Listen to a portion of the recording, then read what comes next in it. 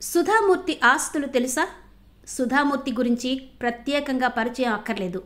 ప్రముఖ రచయిత్రిగా, సంఘ సేవకురాలుగా, ఐటీ దిగ్గజం ఇన్ఫోసిస్ సహ వ్యవస్థాపకుడు నారాయణమూర్తి సతీమణిగా ఆమె సుపరిచితులు. సుధామూర్తిని తాజాగా రాష్ట్రపతి ద్రౌపది ముర్ము రాజ్యసభ సభ్యురాలుగా నామినేట్ చేసిన సంగతి తెలిసిందే. ఈ విషయాన్ని స్వయంగా ప్రధాని నరేంద్ర మోదీ ఎక్స్ వేదికగా వెల్లడించారు.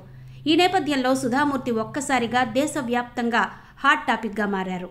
ఆమె ప్రత్యేకతల గురించి, ఆస్తుల గురించి తెలుసుకోవడానికి అంతా ఆసక్తి చూపుతున్నారు. సుధామూర్తి ఆస్తుల విషయానికొస్తే ఆమెకు ఇన్ఫోసిస్లో 0.83% వాటాకు సమానమైన 3.45 కోట్ల షేర్లున్నాయని తెలుస్తోంది.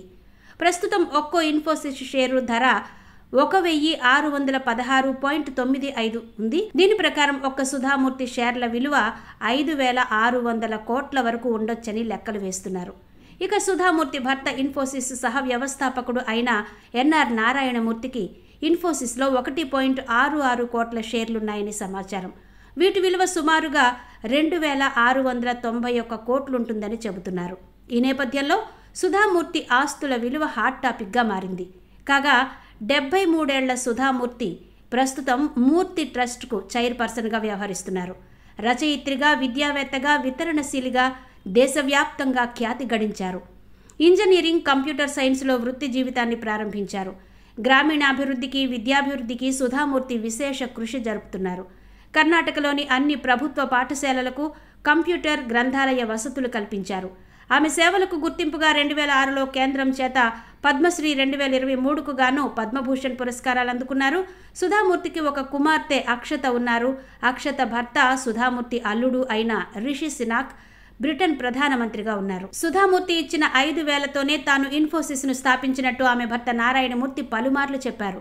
ప్రస్తుతం ఇన్ఫోసిస్కు ప్రపంచవ్యాప్తంగా లక్షల సంఖ్యలో ఉద్యోగులున్నారు. దాదాపు 3 లక్షల మంది ఉద్యోగులు అందులో పనిచేస్తున్నారు. సుధామూర్తి సొంత రాష్ట్రం కర్ణాటక. రాజ్యసభ ఎంపీగా సుధామూర్తి నామినేట్ అయిన సందర్భంగా పలు రంగాల్లో ఆమె చేసిన విశేష కృషిపై ప్రధాని మోదీ పొగడ్తలు కురిపించారు. సామాజిక సేవ, దాతృత్వం, విద్యతో పాటు విభిన్న రంగాల్లో ఆమె చేసిన కృషి అపారమన్నారు. ఈ రంగాల్లో ఆమె అందరికీ స్ఫూర్తిదాయకంగా నిలుస్తున్నారని ప్రధాని కొనియాడారు.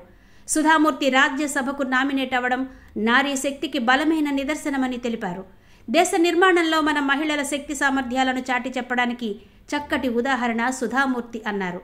ఆమె పార్లమెంటరీ పదవీకాలం ఫలప్రదమవ్వాలని ప్రధాని మోదీ కోరుకున్నారు. మరోవైపు రాజ్యసభకు నామినేట్ కావడం పట్ల సుధామూర్తి తన సంతోషాన్ని తెలిపారు. ప్రస్తుతం ఆమె థాయిలాండ్ పర్యటనలో ఉన్నారు.